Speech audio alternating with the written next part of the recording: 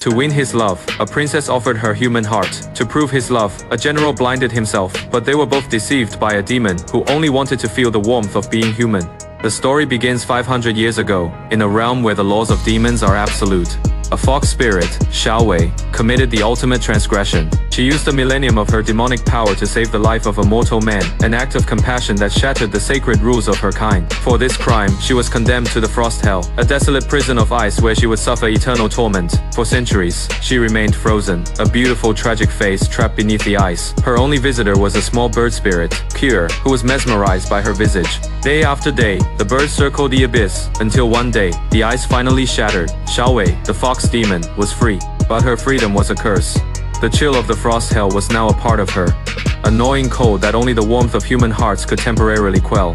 She became a predator, luring arrogant men with her unparalleled beauty. She had two hobbies, taming the proudest stallions and embracing the most handsome men. She would promise them anything their hearts desired, but in the end, there was only one thing she ever wanted in return. She would ask for their heart. When they inevitably refused to give it willingly, she would take it by force. Yet, these stolen hearts, filled with fear and deceit, offered little comfort.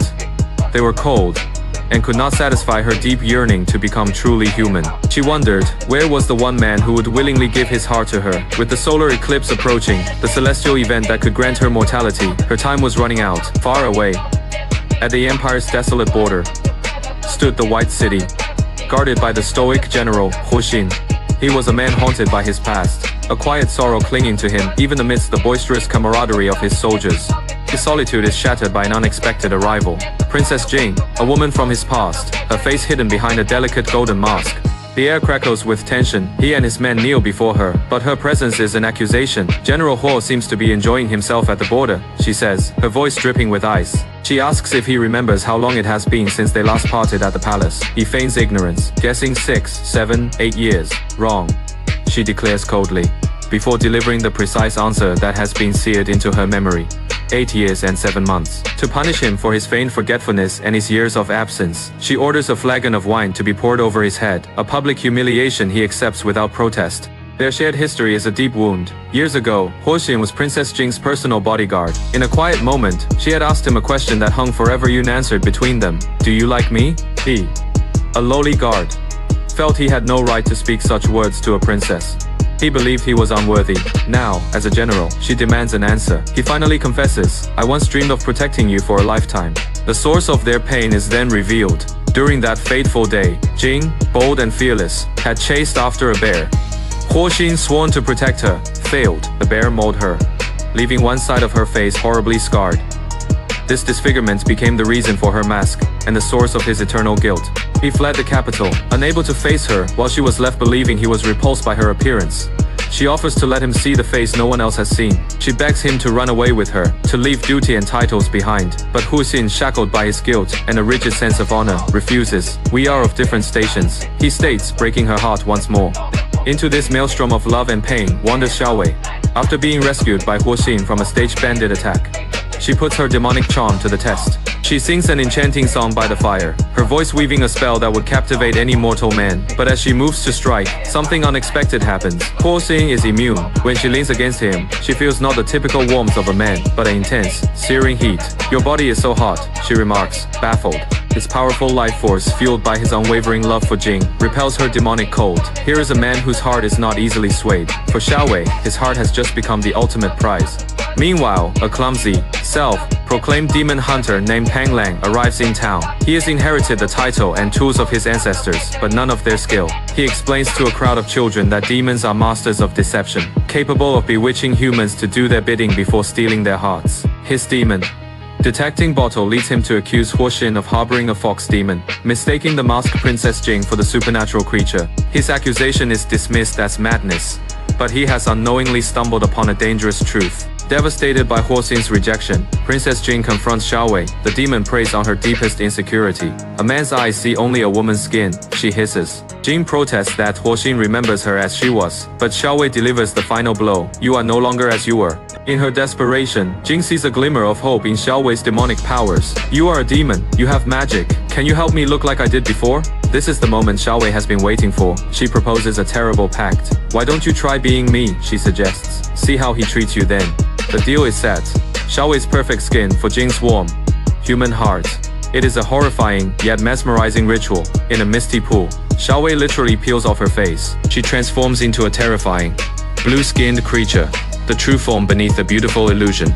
From now on, she tells the princess, you are the most beautiful woman in the world. The skin is a fragile gift. Xiaowei warns her that she must return within 6 hours to switch back, or the new skin will begin to crack and decay. Wearing Xiaowei's flawless face, Jing goes to Huoxin. I now permit you to remove my mask, she says, her voice trembling with a mix of hope and fear. He removes it, and is stunned by the unblemished beauty before him. In the starlight, by the water, he is captivated. Tonight's wind smells of azaleas, he whispers, before pulling her into a passionate kiss. For Jing, this is both a victory and a devastating defeat. She has his affection, but it is for a face that isn't hers. Her worst fear is confirmed. Men only care for skin. The plot thickens as the bird, demon cure encounters Pang Lang. In a moment of pain, she discovers a new sensation. A drop of Pang Lang's demon. Slain blood makes her feel pain, which she mistakes for love. Have you ever felt a human's warmth, a heartbeat? Xiaowei had once taunted her. Now Quer believes she understands. Pang Lang, using his ancestral demon codex, finds the key to the entire mystery, the transmutation spell. During a solar eclipse, a demon can become human if a person willingly offers their heart. He realizes the terrible truth. Jing intends to give her heart to Xiaowei. If she does, the transformation will be permanent. At the same time, a new threat emerges. An imperial envoy arrives, announcing that Princess Jing is to be married to the prince of the hostile Tianlan kingdom to secure peace. Jing defiantly refuses. I am already Huoxin's woman, she declares, causing chaos in the court. But the Tianlan army is already at their gates. Their mission is not diplomacy, but abduction. Their own prince's heart was stolen by a demon, and their shaman believes only Jing's resurrected heart can save him. The marriage is a trap to perform a ritual sacrifice during the eclipse. They don't want the princess, they only want her heart. With the enemy army threatening to overrun the city, Huoxin rides out alone to challenge them, buying precious time. He is captured and brutally tortured. To save him, Jing, wearing Xiaowei's face, confronts the Tianlan leaders. She holds a sword to her own throat, threatening suicide, unless they release Huoxin and retreat. The time has come for the final exchange. In a frozen chamber, Jing, now fully committed, tells Xiaowei, I am willing. She is ready to sacrifice her heart, her humanity, for a lifetime with Huoxin, in a beautiful skin. With her heart gone, Jing becomes the demon, her body racked by the insatiable cold. To survive, she must now consume human hearts. Just as she is about to consume her first heart, Huoxin finds her. He has finally learned the truth from Pang Lang about the skin swap. He looks at the monstrous form before him and says her name, Jinga. She recoils. I am not your Jinga, I am an ugly monster. He confesses his failure. I fell under the demon's spell. Though my heart was full of you, my eyes were bewitched by that skin. And then, to prove his love transcends all appearances, to free her from the prison of her own making, he performs the ultimate sacrifice. He takes his own blade and blinds himself. Jinger, it was my eyes that harmed you, he cries out. Blood streams down his face as he reaches for her. Now, beauty has no value to me. You no longer need to eat human hearts. You are still you, and I am still me. His act of absolute love shatters Jing's delusion, freed from her obsession. She realizes her heart is what truly matters. But it is now with Xiaowei, who is on her way to the Tianlang sacrifice.